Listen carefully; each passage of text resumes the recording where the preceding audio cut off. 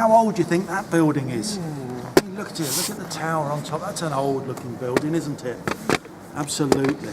The building that you're seeing in front of you is on the site of a house called the Cupola House. Some people call it the Macro House. The area that we're at was part of the old market. A lot of the structures here were wooden.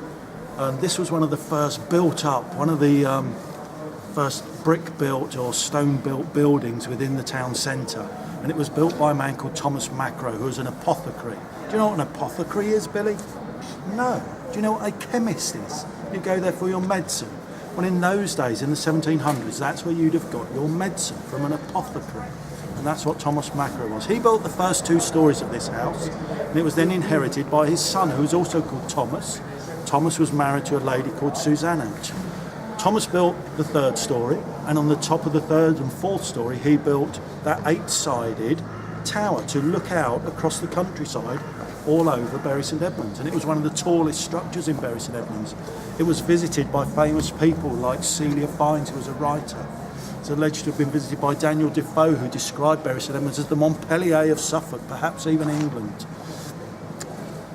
Thomas Macro, who lived there, loved Susanna so much that each year, he said, on their wedding anniversary, they'd eat 1 mince pie for every year they'd been married. Can you guess, Billy, how many years they were married? How many mince pies could you eat at Christmas in one sitting? 10.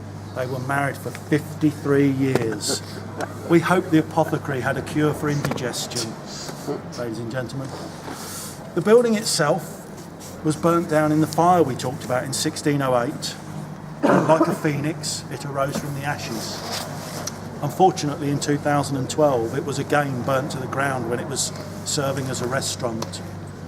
Look at it now, another phoenix, built to a really great standard, although there have been some dissenters from within the ranks of eminent historians within the town, but we think, personally, it's a marvellous reconstruction of what was a great historic building.